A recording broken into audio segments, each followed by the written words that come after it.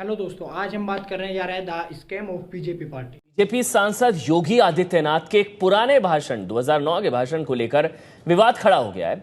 सुनिए अपने भाषण में योगी आदित्यनाथ ने क्या कहा था।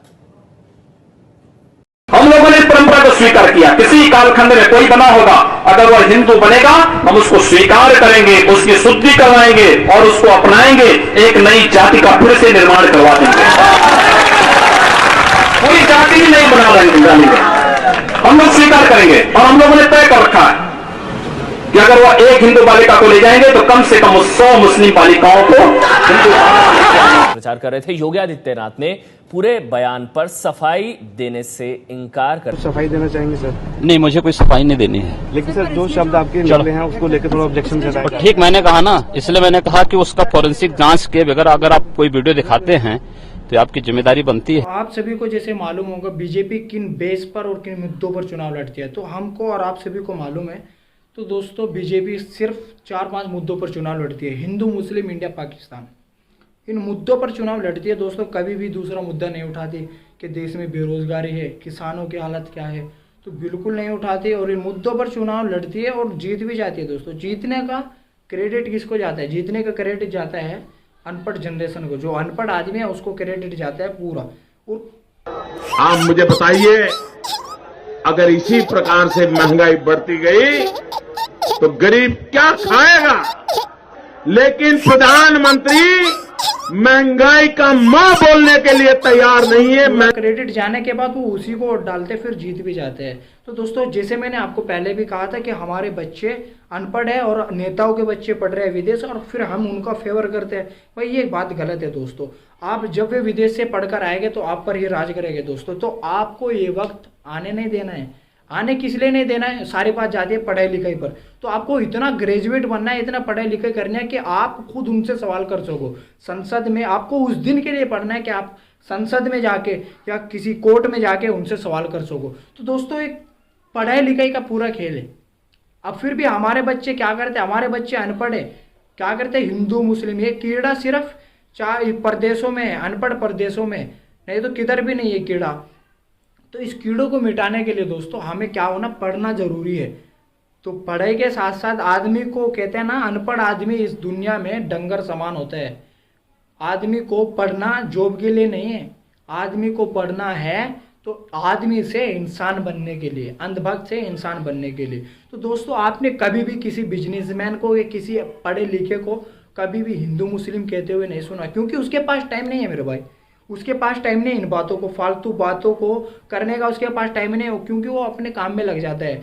आप और हम सभी जानते होंगे कि केरला नंबर 1 आता है इंडिया में। मेरे हिसाब से, आपके भी हिसाब से नंबर 1 पर आता है पढ़ाई लिखाई के मामले में।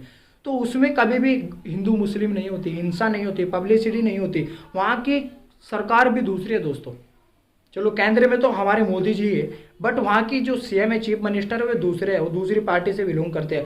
बट उधर ये बिल्कुल भी नहीं होता, क्योंकि वो बिजनेसमैन आदमी है भाई, दूसरी चीज़ों पर फोकस डालते हैं। जब वो दूसरी चीज़ों पर फोकस डालते हैं, आदमी के पास इतना टाइम नहीं रहेगा। जब वो दूसरी चीज़ में व्यस्त हो जाएगा तो वो हिंदू मुस्लिम नहीं करेगा। तो दोस्तों, ये सारा क्रेडिट पढ़ाई लिखाई पर जाता है। तो पढ़ाई लिखाई करनी हमारे लिए बहुत ज़रूरी है। जैसे हमें जीने के लिए सांस की ज़रूरत होती है, तो इसीलिए इस दुनिया में काम करने के लिए, जीने के लिए हमें पढ़ाई लिखाई की ज़रूरत पड़ती है भाई। क्योंकि हमें काम, सभी काम ऐसे हो गए दोस्तों जो पढ़े लिखे के बगैर नहीं चलेंगे।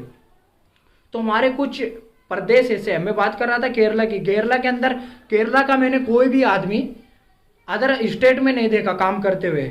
हमारा बिहार, राजस्थान, उत्तर प्रदेश, झारखंड, मध्य प्रदेश, बहुत से ऐसे स्टेट है जो केरला के अंदर काम करते हैं, मजदूरी करते हैं दोस्तों। केरला का आदमी किसी भी स्टेट में नहीं मिलेगा आदमी, क्योंकि वहाँ पढ़ाई लिखाई पर ध्यान फोकस करते हुए अपने बिजनेस पर फोकस करते हैं, ना कि हिंदू मुस्लिम पर फोकस करते हैं। हम कहते हैं कि हम क्या सोचते हैं आज के टाइम में कि भाई चलो काम करें या ना करें बीजेपी पार्टी, बट क्या है कि हिंदू तो है ना भाई, कट्टर हिंदू है हमारे मोदी जी, हमारे योगी जी, बाबा जी। अरे भाई, हिंदू मुस्लिम से कुछ नहीं होता। ओके, हिंदू मुस्लिम से कुछ नहीं होता है। ये हमारे अंदर और आपके अंदर ऐसी सोच फिट कर दी है इस पार्टी ने कि अगर हम इसको वोट नहीं डालेंगे तो हिंदू खतरे में हो जाएगा। दोस्तों, खतरे में कोई इंसान नहीं होता, कोई धर्म नहीं होता। खतरे में होती है तो सिर्फ और सिर्फ इनकी पार्टी, इनकी सीट, इनकी सीट खतरे में होती है दोस्तों, क्योंकि खतरे में धर्म कभी नहीं हुआ। औरंगजेब, अकबर, बहुत से बादशाह, बहुत से मुगल ऐसे हुए हैं, मुगल राज ऐसे हुए, मुगलों ने 800 साल राज किया भारत पर। क्या कभी हिंदू खतरे में आया? मेरे दोस्त, अगर वे चाहते तो हिंदुओं का नाम मिटा सकते थे, लेकिन नहीं, खतरे में नहीं आता। खतरे में आते तो इनकी सिर्फ पार्टी आती है। लोग कहते हैं खतरे में, भाई खतरे में नहीं आता, खतरे में है आपकी सोच पर निर्भर करता है। तो दोस्तों, अंधभक्त बनना बंद हो जाए। अंधभक्त में मेरा, आप सोचोगे हिंदू नहीं, हिंदू अंधभक्त नहीं होता। अंधभक्त वो हर इंसान है मेरे दोस्त जिसको टाइम का नहीं पता, क्या चला है, क्या फ्यूचर है, पास्ट फ्यूचर प्रेजेंट क्या है हमारा, उसको टाइम टेबल का नहीं पता, सिर्फ और सिर्फ खाने से और हगने से मालूम है। तो दोस्तों, मेरा कहने का मतलब ये, पढ़िए लिखिए, बिल्कुल संस्कारी बनिए और अपने दिमाग को समझाइए, सोचिए किधर जा रहे हैं हम, किधर नहीं जाना है। किसी भी देश में, अदर कंट्री में ये नहीं होता हिंदू मुस्लिम, तभी वो आगे, इंडिया इसलिए पीछे है। तो दोस्तों, हमें सोचने का मतलब ये है कि सोच समझकर वोट डालिए, कुछ भी काम करिए सोच समझ कर करिए। और खतरे में कोई नहीं है, खतरे में सीट है इनकी, खतरे में इनकी गद्दी है।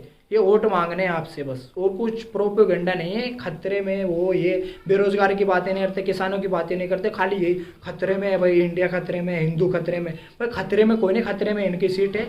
ये हिंदू ये धर्म के नाम पर रोटी सेकते, कुछ नहीं करते।